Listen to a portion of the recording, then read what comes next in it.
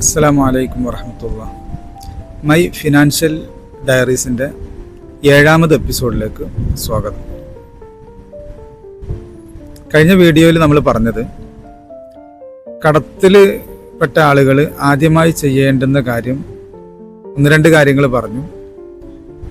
നാട്ടിൽ നിന്ന് മാറി താമസിക്കുക എന്നാണ് പറഞ്ഞത്. അത് നമ്മളിപ്പോൾ നാട്ടിലും വീട്ടിലും കഴിഞ്ഞ് കൂടുമ്പോൾ ഒരു കംഫർട്ട് സോണിലാവും നമ്മളുണ്ടാവുക. അതുകൊണ്ട് തന്നെ നമുക്ക് ആ നാട്ടിൽ നിന്ന് മാറിപ്പോവാൻ അല്ലെങ്കിൽ വീട്ടിൽ നിന്ന് മാറി നിൽക്കാൻ ഏറെ ശ്രമകരമായിരിക്കും. കടക്കാരുടെ അസ്വസ്ഥങ്ങളും പ്രശ്നങ്ങളൊക്കെ ഉണ്ടെങ്കിൽ കൂടി അത് നമുക്കൊരു ശീലമായി മാറിയിട്ടുണ്ടാവും. അതുകൊണ്ട് തന്നെ അത് ഒരു ഭാഗത്തുണ്ടെങ്കിൽ കൂടി വീട്ടിലെ കംഫർട്ട്, നാട്ടിലെ കംഫർട്ട് അത് നഷ്ടപ്പെടുത്താൻ നമ്മുടെ മനസ്സൊരിക്കലും അനുവദിക്കില്ല. ഞാൻ ആദ്യം പറഞ്ഞ പോലെ നമ്മുടെ ബ്രെയിന് നമുക്ക് സുഖകരമായ കാര്യങ്ങൾ ഇങ്ങനെ തുടർന്ന് പോകാനാണ് താല്പര്യപ്പെടുക.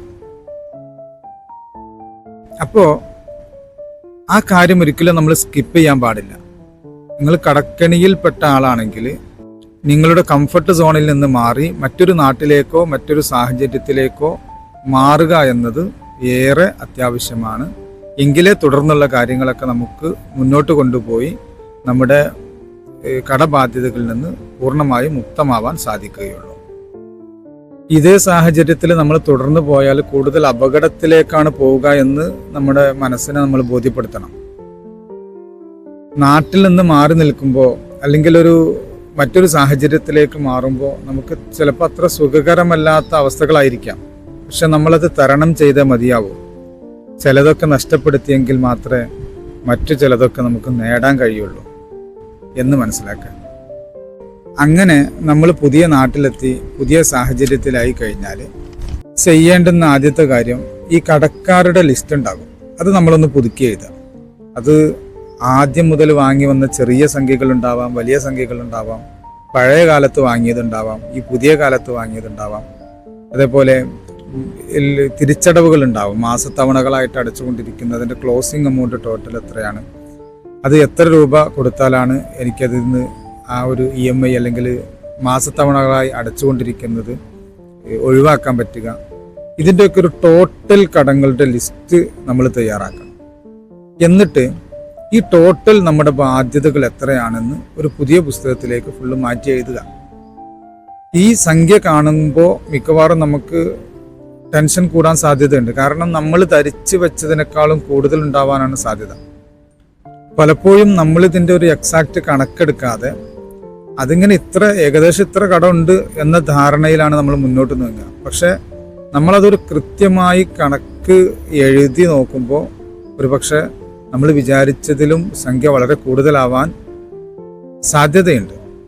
ഈ ഒരു കണക്ക് എഴുതി കഴിഞ്ഞാൽ, ടോട്ടൽ കണക്കെടുത്ത് കഴിഞ്ഞാൽ നമുക്കൊരു നിരാശ അനുഭവപ്പെടും. കാരണം ഇത്രയും വലിയ സംഖ്യ ഞാൻ എങ്ങനെ ജോലി ചെയ്ത് വീട്ടും എന്നുള്ളൊരു നിരാശ. ഒരിക്കലും അതിന് നിരാശപ്പെടുകയോ ഭയപ്പെടുകയോ ചെയ്യേണ്ടതില്ല. എല്ലാത്തിനും വഴിയുണ്ടാകും എന്ന് മനസ്സിലാക്കുക. ഇപ്പോൾ താൽക്കാലികമായി ജോലി ചെയ്ത് വീട്ടുക എന്നതല്ല, ഇപ്പോൾ താൽക്കാലികമായി നമ്മുടെ സാഹചര്യത്തിൽ നിന്നൊന്ന് മാറി നിൽക്കുക എന്നത് മാത്രമാണ് ഇപ്പോൾ ലക്ഷ്യം.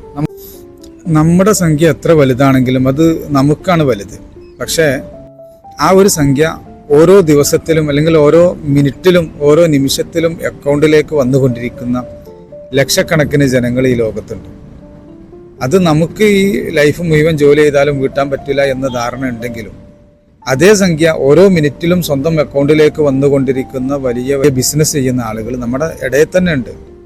അപ്പം അതുകൊണ്ട് ആ സംഖ്യ വളരെ ചെറുതാണ്. പക്ഷെ നമ്മുടെ മൈൻഡും നമ്മെ സംബന്ധിച്ചും അത് വലുതാണ് എന്ന് നമുക്ക് തോന്നുകയാണ് ചെയ്യുന്നത്. അപ്പം അതുകൊണ്ട് അതേക്കുറിച്ച് ടെൻഷൻ അടിക്കേണ്ട. എത്ര വലിയ സംഖ്യയാണെങ്കിലും നമുക്കത് വീട്ടാനുള്ള മാർഗങ്ങളുണ്ടാകും. അതിനുള്ള വഴികൾ എന്താണെന്ന് നമ്മൾ കണ്ടുപിടിക്കുക. എല്ലാ ബാധ്യതകളും തീർന്ന് സന്തോഷിക്കുന്ന ഒരു ദിവസം തീർച്ചയായും വന്നെത്തുക തന്നെ ചെയ്യും. ചുരുക്കത്തിൽ നമ്മുടെ സാഹചര്യത്തിൽ നിന്ന് മാറി പുതിയ സാഹചര്യത്തിലേക്ക് വരിക. അങ്ങനെ വരുമ്പോൾ അവിടെ ചില വിട്ടുവീഴ്ചകൾക്ക് നമ്മൾ തയ്യാറാകേണ്ടി വരും. ഒന്ന്, അവിടെ വന്നിട്ടും നമ്മൾ എന്ത് ചെയ്യരുത്, ആദ്യം ചെയ്ത പോലെ നമ്മുടെ ചെലവുകൾക്കോ മറ്റോ ഒരിക്കലും മറ്റൊരാളിൽ നിന്ന് കടം വാങ്ങുന്ന അവസ്ഥ വരുത്തരുത്. പുതിയ കടം വരുത്തില്ലെന്നുള്ള ഒരു ദൃഢ തീരുമാനം നമ്മൾ മറന്നു പോകാൻ പാടില്ല. രണ്ടാമത്, ചില വിട്ടുവീഴ്ചകൾ അവിടെ ചെയ്യേണ്ടി വരും. കാരണം നമ്മൾ സുഖസുന്ദരമായ ഒരു ബെഡിൽ ഒരു റൂമിൽ വീട്ടിൽ ഉറങ്ങിയിരുന്ന ആളുകൾ ചിലപ്പോൾ 5, 6, 8, 10 ആളുകളുള്ള റൂമിൽ ഒരു ബെഡ് സ്പേസ് കൊണ്ട് നമ്മൾ തൃപ്തിപ്പെടേണ്ടി വരും. ഭക്ഷണവും നിത്യവും നല്ല സുഭിക്ഷമായി ഭക്ഷണം കഴിച്ചിരുന്ന നമ്മൾ ചില വിട്ടുവീഴ്ചകൾക്ക് തയ്യാറാകേണ്ടി വരും. വിദേശത്തൊക്കെ ആണെങ്കിൽ കുബൂസും തൈരും അല്ലെങ്കിൽ അങ്ങനെയുള്ള ചെറിയ ചെറിയ ഭക്ഷണങ്ങൾ കൊണ്ട് തൃപ്തിപ്പെട്ട് നമ്മൾ ജീവിക്കേണ്ടി വരും. നേരത്തെ പറഞ്ഞ പോലെ ചിലതൊക്കെ നമ്മൾ ഉപേക്ഷിച്ചെങ്കിലേ നമുക്ക് മറ്റു ചിലതൊക്കെ നേടാൻ പറ്റുള്ളൂ എന്നുകൂടെ നമ്മൾ ഇടയ്ക്കിടെ ഓർക്കുന്നത് നല്ലതാണ്.